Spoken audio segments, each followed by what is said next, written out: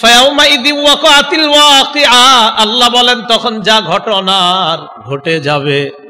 আল্লাহ বলেন যেটা ঘটার তখন ঘটে যাবে। কি কথাটা বলে দেখেন, আল্লাহ বলে যা ঘটার তখন ঘটে যাবে, সব ঘটে যাবে তখন। ওয়ানশাক্কাতিস সামাউ ফাহিয়া ইয়াউমাইযিন ওয়াহিয়া, আসমান ফেটে যাবে অচল দুর্বল হয়ে, আসমানটাও চৌচির হয়ে যাবে, ফেটে যাবে। ওয়ানশাক্কাতিস সামাউ ফাহিয়া ইয়াউমাইযিন ওয়াহিয়া ওয়াল মালাকু আলা আরজাইহা, ফেরেশতারা চতুর্পাশে থাকবে। ওয়া ইয়াহমিলু আরশা রাব্বিকা ফাওকাহুম ইয়াউমাইযিন সামানিয়া, উপরে আপনার রবের আরশটা 8 জন ফেরেশতা বহন করে থাকবে। 8 জন ফেরেশতা আরশ বহন করে থাকবে, আরশের কিছু হবে না, সব শেষ হয়ে যাবে।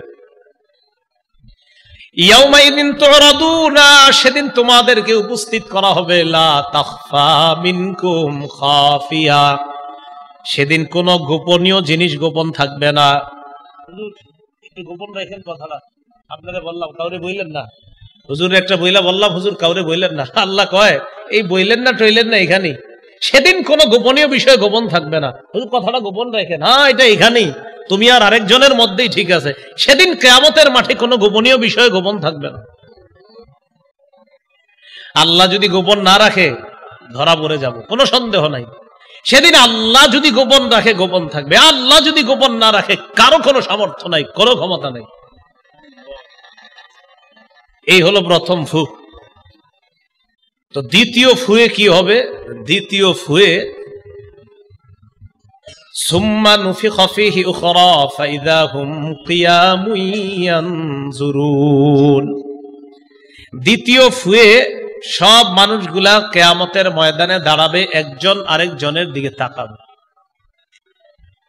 কিয়ামতের ময়দানে মানুষগুলা কিভাবে দাঁড়াবে? সহিহ বুখারীর 6527 নম্বর হাদিসের বর্ণনা, আম্মাজান আয়েশা সিদ্দিকা রাদিয়াল্লাহু তাআলা আনহার বর্ণনা। তিনি বলেন, এই হাদিসটি শুনবেন আর প্রতিদিন কয়েকবার রাতে ঘুমানোর সময় কল্পনায় আনবেন যে এটা কেমন হাদিস।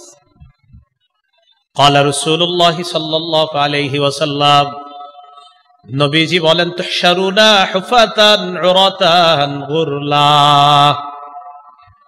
কিয়ামতের ময়দানে তোমাদেরকে উপস্থিত করা হবে, হাশরের ময়দানে তোমাদেরকে উপস্থিত করা হবে, জমা করা হবে। হুফাতা, পায়ে জুতা থাকবে না, উরাতা, দেহের মধ্যে কাপড় থাকবে না, গুরলা, খতনাবিহীন তোমাদেরকে উপস্থিত করা হবে। আম্মা জান আয়েশা সিদ্দিকা রাদিয়াল্লাহু তাআলা আনহা বলেন, কুলতু ইয়া রাসূলুল্লাহ الرجال والنساء ينظر بعضهم إلى بعض, ইয়া রাসূলুল্লাহ, নারী পুরুষ সবাই তো কিয়ামতের ময়দানে দাঁড়াবে, যদি পরনে কাপড় না থাকে, উলঙ্গ থাকে, একজন আরেকজনের দিকে তাকাবে, এই ব্যাপারটা তো লজ্জাকর বিষয়। আল্লাহ নবী জবাব দিলেন, আয়েশা, আল আমরু আশাদ্দু মিন আইয়ুহিম্মাহুম যাক, ওই দিনের ব্যাপারটা এত ভয়ঙ্কর হবে, যেই ভয়ঙ্কর পরিস্থিতি মানুষের চিন্তার বাহিরে থাকবে। মানুষ চিন্তা করে যে আমরা মনে করেন আমরা চিন্তা করলাম, হুজুর কেমন দেখা যাবে উলঙ্গ থাকলে, এটা হলো আমাদের চিন্তা। নবীজি কয়, না না, তোমাদের চিন্তারও বাহিরে থাকবে এমন ভয়াবহ পরিস্থিতি হবে। এত ভয়ঙ্কর পরিস্থিতি হবে যে তোমরা তো এখন চিন্তা করতেছো একজন আরেকজনের দিকে কিভাবে তাকাবো, আরে সেদিন তো পেরেশানির কারণে পাশের জন কি উলঙ্গ আছে কিনা এটা দেখার সময় পাবা না। আমি চিন্তা করি মাঝে মাঝে যে পাশাপাশি দুইজন থাকলে একজনের পরনে কাপড় নাই, এটা কিভাবে সম্ভব না তাকানো? তাহলে পরিস্থিতি কতটা ভয়াবহ হলে আমিও তার দিকে তাকানোর সুযোগ পাবো না, নিজের পেরেশানি এতটা ভয়ঙ্কর হবে। নবীজি বলে, আয়েশা, তোমাদের চিন্তার চেয়েও আরো ভয়ঙ্কর বিষয়টা কিয়ামতের মাঠ। কি তাকাবে আরেকজনের দিকে? তাকানোরই তো সুযোগ থাকবে না। হ্যাঁ, পরে আস্তে ধীরে কাপড়ও পরানো হবে, ইব্রাহিম নবীর মাধ্যমে আবার কাপড় পরানো শুরু হবে। তো যাই হোক, কিয়ামতের ময়দানে এইভাবে উপস্থিত করা হবে। করার পর সেদিন আরেকটা ঘটনা ঘটবে কিয়ামতের ময়দানে। সহিহ বুখারীর 4812 নম্বর হাদিসের বর্ণনা, আবু হুরায়রা রাদিয়াল্লাহু তাআলা আনহুর বর্ণনা। তিনি বলেন, আন আবি হুরায়রা রাদিয়াল্লাহু তাআলা আনহু قال سمعت رسول الله صلى الله عليه وسلم يقول, ইয়াকবিজুল্লাহুল আরদা ইয়াউমাল কিয়ামা ওয়া ইয়াতফিস সামাওয়াতি বিয়ামিনি ফায়াকুলু আনাল মালিক আইনা মুলুকুল আরদ। নবীজি বলেন, কিয়ামতের ময়দানে আল্লাহ জমিনটাকে তার কবজায় নিয়ে নিবে, পুরা আসমানগুলা, সবগুলা আসমান পেঁচায়া আল্লাহ তার কুদরতি ডান হাতের মধ্যে রেখে বলবে, এই কিয়ামতের মাঠের সমস্ত মানুষ, আনাল মালিক, আমি বাদশাহ, আমি বাদশাহ। আইনা মুলুকুল আরদ, কোথায় জমিনের রাজা বাদশারা, কোথায়? বাদশাহ কারে কয় তাকায়া দেখো। আসমান হাতে আনতে পারছিলা? জমিনটা হাতে নিতে পারছো না? সামান্য একটি এলাকার বাদশাহ তুমি হয়েছিলা, আজকে দেখো পুরা সব আসমান আমার হাতে, জমিন আমার হাতে, আনাল মালিক, আরে বাদশাহ তো আমি।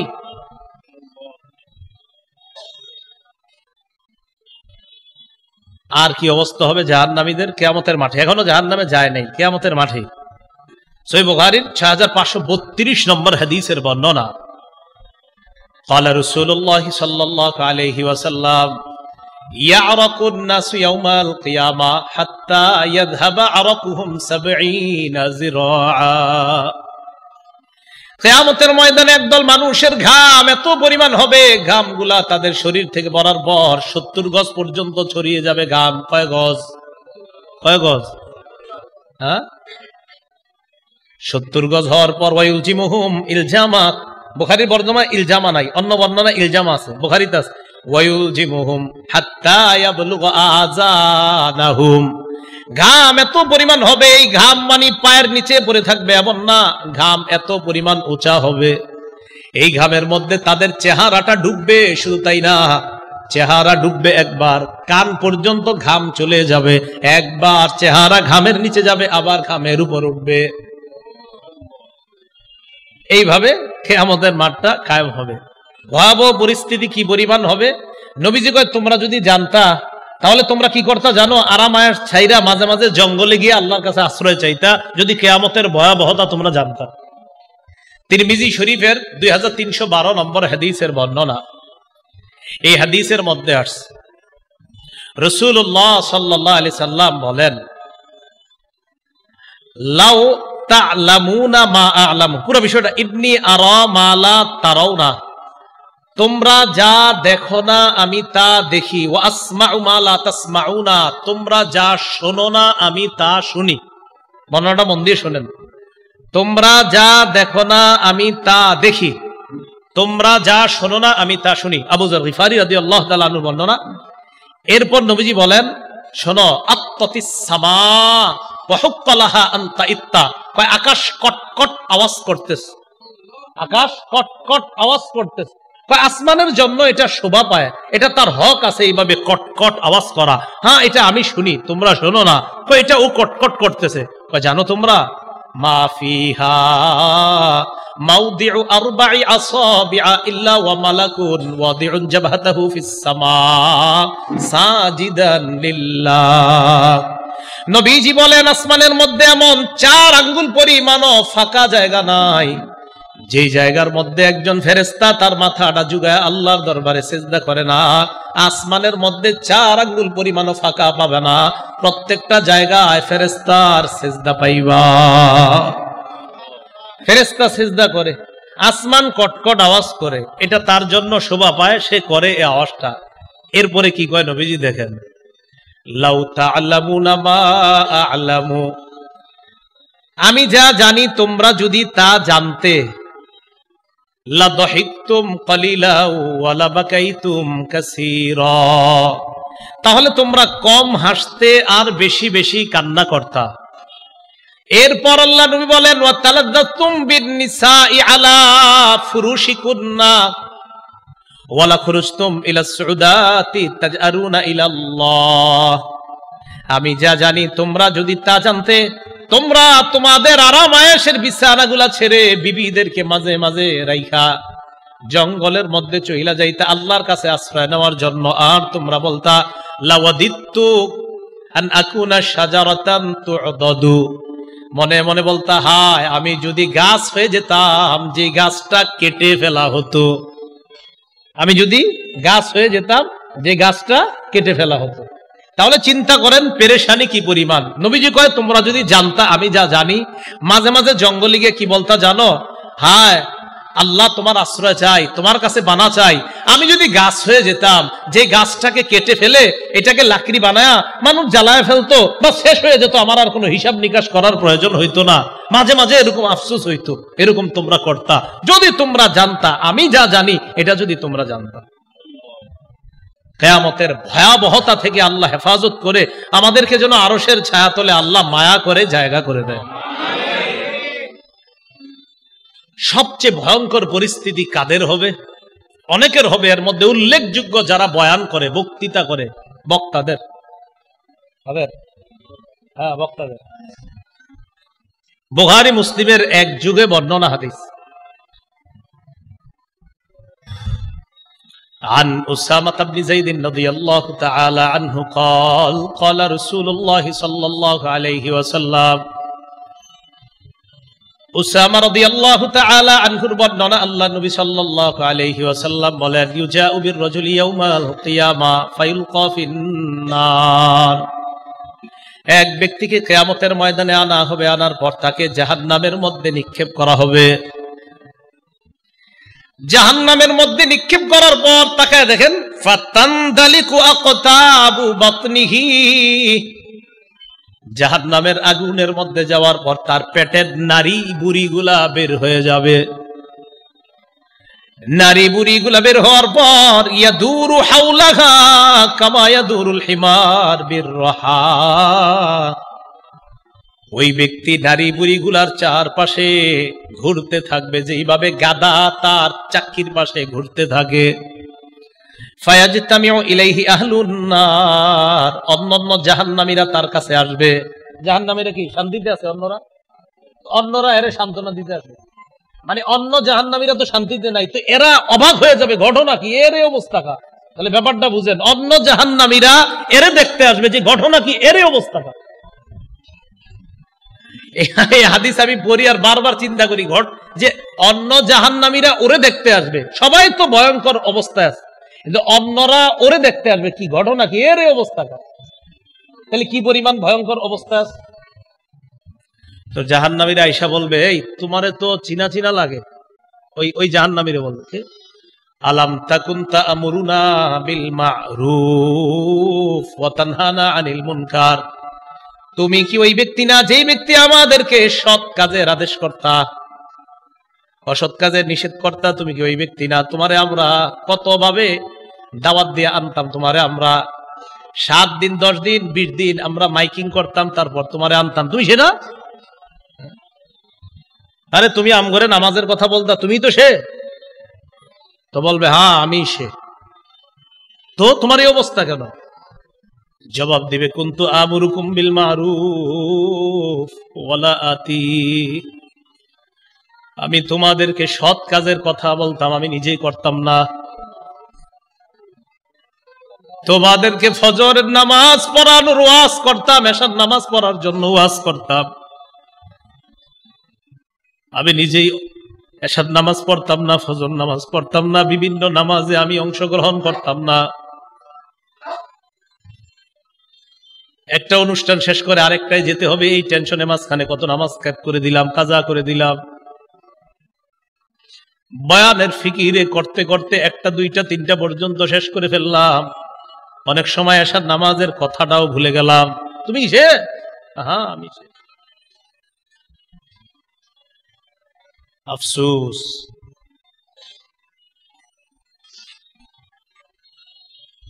ওয়ানহাকুম আনিল মুনকার। আমি তোমাদেরকে অসৎ কাজ থেকে নিষেধ করতাম। ওয়াতি, আমি নিজেই অসৎ কাজ করতাম। আমি তোমাদেরকে বলতাম অশ্লীল সিনেমা দেখবা না, অশ্লীল কোনো কিছু করবা না, আমি নিজেই অশ্লীল কাম করতাম। তো এই কারণে আমার এই পরিস্থিতি। আল্লাহ হেফাজত করেন। যারা সৎ কাজের আদেশ, অসৎ কাজের নিষেধ, আমি সহ সবাই যারা দাওয়াতের কাজ, খুব সতর্ক। এই জন্য যিনি দায়ী হয়, মুবাল্লিগ হয়, তার অনেকগুলো গুণাবলী আছে। এই ব্যাপারে আমার একটা বয়ানও আছে, আপনারা জানেন, টঙ্গী ইজতেমার সময় দিয়েছিলাম। মুবাল্লিগ আদর্শ দায়ী কে হবে, সেখানে দায়ীর গুণাবলীর মধ্যে একটা আছে এটা যে দায়ী যেটা বলবে মানুষকে সে নিজেও এটার উপর আমল করতে হবে। সূরা সফের আয়াত সেখানে পড়েছিলাম, লিমা তাকুলুনা মা লা তাফআলুন, এমন কথা কেন বলো যেটা তুমি নিজেই করো না। আতা'মুরুনা আন-নাসা বিল বির ওয়া তানসাউনা আনফুসাকুম, মানুষকে পুণ্যের আদেশ করো আর নিজেদেরকে ভুলে যাও। তো কিয়ামতের ময়দানে তার অবস্থাটা হবে সবচেয়ে ভয়ঙ্কর। যাদের অবস্থা হবে তাদের একজন হবে সে কিয়ামতের ময়দানে। আল্লাহ আমাদের সকলকে ওই ভয়াবহ পরিস্থিতি থেকে হেফাজত করেন। এরপর সেখানে দুই শ্রেণীর মানুষ হবে, এক দলের ডান হাতে আমল নামা দেওয়া হবে, আর এক দলের বাম হাতে আমল নামা। ডান হাতের আমল নামা যাদেরকে দেওয়া হবে, সূরা হুদের 105, 6, 7, 8 নম্বর আয়াতে আল্লাহ তাদের পরিচয় দিয়ে দিয়েছেন। এক দল হবে সৌভাগ্যবান, আরেক দল হবে হতভাগা। হতভাগা যারা তাদের ঠিকানা জাহান্নাম, সৌভাগ্যবানদের যাদের তাদের ঠিকানা হবে জান্নাত। আল্লাহ আমাদের সকলকে সৌভাগ্যবানদের কাতারে শামিল হওয়ার তৌফিক দান করেন। মনোযোগ দেন, কিয়ামত হবে কবে এটা কে জানে? কি বারে হবে? কোন বছরের? মাশাআল্লাহ, কিয়ামত হবে এটা জানে কে? কি বারে হবে? এই শুক্রবারটাও কবে কোন বছর হবে এটাও কে জানেন? কাদের উপর হবে? সবচেয়ে নিকৃষ্ট মানুষের উপর। আল্লাহ আমাদের সকলকে যে কথাগুলো বললাম শুনলাম আমল করার তৌফিক দান করেন। ভাই মসজিদ মাদ্রাসায় মিডিয়া না যাওয়াই ভালো। মসজিদ মাদ্রাসার ভিতরে ক্যামেরা এতগুলা না যাওয়াই ভালো। মসজিদ মাদ্রাসায় আমার উস্তাদরা প্রতিদিন তাদের কাছে বলতে হয় কি শুরু করলা, এরকম ডেলি জিজ্ঞাসা করে, জেনে জেনে চলে যায়। তো এই উস্তাদদের ডেলি মনে করেন যে আমি বড় হুজুর, না আমার তো বড় হুজুর আছে আরো। এই উস্তাদদের কাছে ডেলি বলতে হয়। এই জন্য মসজিদ মাদ্রাসা গুলাতে মিডিয়া না কম আসাই ভালো। তো যাই হোক, আজকে আইসা গেছেন ঠিক আছে, এইভাবে মাদ্রাসা গুলাতে না যাওয়া ভালো। আজকে কিন্তু আবার কোথাও দৌড় দিয়ে না, ব্যাস আসছেন বাসায় চলে যান, ঠিক আছে। আল্লাহ আমাদের সকলকে যা শুনলাম বললাম আমল করার তৌফিক দান করেন। এই মাদ্রাসার প্রতি সবাই খেয়াল রাখবো, দোয়া করব মাদ্রাসাটা যেন আল্লাহ কবুল করেন।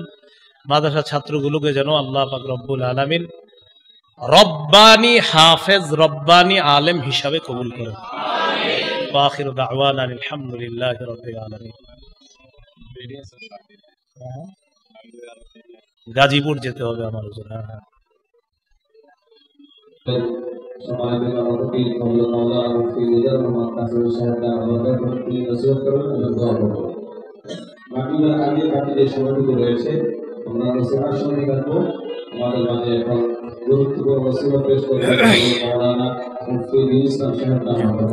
আমরা বসি, সবাই বসি, হযরত আলোচনা করবে, বসি আমরা।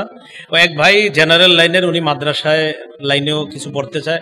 আপনি যেই ভাই দিয়েছেন আপনি এই মাদ্রাসার উস্তাদদের সাথে দেখা করবেন, এই মাদ্রাসার উস্তাদ ওনার সাথে দেখা করবেন, অথবা আশেপাশের কোনো মসজিদের ইমাম সাহেব ওনার সাথেও দেখা করতে পারেন, অথবা যেই কোনো মসজিদের খতিব সাহেব তার সাথে দেখা করে পরামর্শ করবেন যে কিভাবে আপনারা জেনারেলের পাশাপাশি পড়াশোনা করা যায়। এক ভাই জেনারেলের পাশাপাশি মাদ্রাসার লাইনেরও কিছু পড়াশোনা এগুলা যেন করতে পারে। তো যাই হোক, তো এই জন্য দিন শিক্ষার জন্য আপনি এটা করেন ইনশাল্লাহ।